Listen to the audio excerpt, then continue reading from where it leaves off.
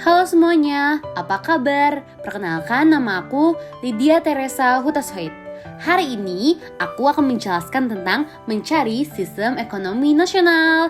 Selamat mendengarkan ya teman-teman. Nah, materi yang akan kita pelajari ada pemikiran ekonomi dan sistem ekonomi liberal nasional. 1. Pemikiran ekonomi nasional. Indonesia telah memproklamasikan kemerdekaannya pada 17 Agustus 1945. Meski sudah merdeka, tetapi kondisi perekonomian negara pada awal kemerdekaan masih belum stabil karena banyak permasalahan ekonomi turunan dari masa kolonial Belanda. Oleh karena itu, muncullah pemikiran ekonomi nasional dari beberapa tokoh untuk membangkitkan perekonomian Indonesia ke arah yang lebih baik. Pada dasarnya, pemikiran ekonomi nasional di awal kemerdekaan Indonesia adalah mengembangkan struktur perekonomian masa kolonial menjadi perekonomian nasional. Namun, tentu saja hal ini mengalami banyak hambatan, utamanya karena struktur perekonomian masa kolonial yang banyak ditopang oleh perusahaan asing, sehingga pelaksanaan peningkatan ekonomi bagi pribumi agak sulit atau susah. Oleh karena itu, upaya peningkatan perekonomian secara merata dan menyeluruh perlu untuk dilakukan. Hal ini ditanggapi oleh seorang ekonom Indonesia yang terkenal dan kemudian menjabat sebagai menteri, yaitu Sumitro Djodjohadikusumo. Rencana Urgensi Perekonomian atau RUP. Nah, program Benteng ini tuh untuk mencadangkan impor barang tertentu bagi kelompok bisnis pribumi dan juga membuka kesempatan bagi para pedagang pribumi untuk membangun basis modal di bawah perlindungan pemerintah. Nah, ini ada beberapa upaya untuk meningkatkan pengusaha pribumi, yaitu gerakan ASAAT, perlindungan khusus bagi warga negara asli dalam segala usaha di bidang perekonomian. Ada juga mendapat dukungan dari pemerintah terlihat dari pernyataan yang dikeluarkan pada Oktober 1956, pemerintah akan memberikan lisensi khusus pada pengusaha pribumi. Namun teman-teman di sini, upaya pemerintah untuk meningkatkan pengusaha pribumi ini memiliki reaksi yang negatif juga loh dari masyarakat. Adanya aksi permusuhan terhadap kaum China seperti perkelahian dan perusakan toko. Nah teman-teman, pemerintah juga mempunyai upaya perbaikan jangka pendek seperti mengurangi jumlah uang yang beredar. Karena kan mata uang Indonesia pada saat itu tuh banyak banget kan guys, kayak dari Jepang, dari Belanda. Jadinya kayak dikurangi tuh jumlah uang yang beredarnya supaya nggak bingung juga kan pedagang-pedagangnya.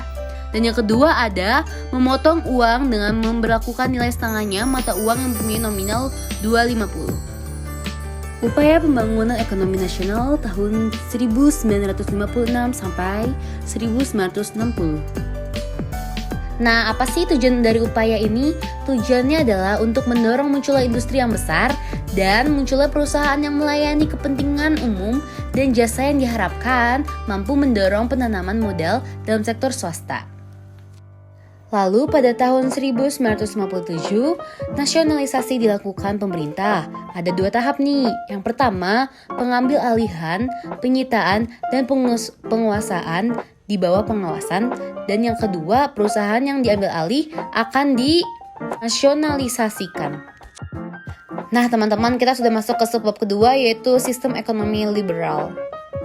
Meningkatnya nilai utang Indonesia dan utang luar negeri maupun utang dalam negeri. Perekonomian yang diwarisi oleh kolonial masih berat sebelah. Nilai ekspor Indonesia masih bergantung pada beberapa jenis hasil perkebunan. Nah guys, ada nih permasalahan yang dialami mencakup permasalahan jangka pendek dan jangka panjang. Untuk masalah jangka pendeknya sendiri ada tingginya jumlah mata uang yang beredar dan meningkatnya biaya hidup. Dan untuk jangka panjangnya masalahnya ada pertambahan jumlah penduduk dengan tingkat biaya hidup yang rendah. Lalu Indonesia sempat mengalami defisit sebesar 5,1 miliar. Namun berhasil dikurangkan dengan pinjaman pemerintah dan kebijakan ekspor impor barang saat pecah perang Korea. Pada tahun 1951, pedagang Indonesia menurun karena saat itu komoditas yang diekspor hanyalah hasil dari perkebunan. Lalu pengeluaran pemerintah meningkat dan menyebabkan defisit. belum berhasil meningkatkan produksi dengan sumber yang ada untuk meningkatkan pendapatan nasional. Dan yang terakhir, politik keuangan tidak dirancang oleh pemerintah Indonesia. Nah, ternyata Indonesia sempat nih mengirimkan delegasi ke Belanda untuk menundingkan masalah finansial ekonomi pada tanggal 17 Januari 1956.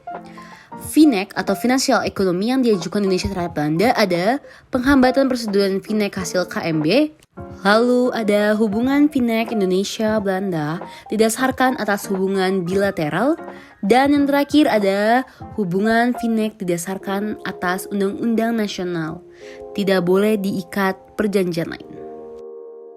Namun sayangnya Indonesia ditolak. Indonesia dengan sepihak melaksanakan FINEC-nya dengan membubarkan Uni Belanda Indonesia pada tanggal 30 Januari 1956. Nah, sekian dari saya dan terima kasih. Jika ada kekurangan dan kesalahan, mohon dimaafkan atau boleh diperbaiki di kolom komentar. Terima kasih semuanya sudah mau mendengarkan.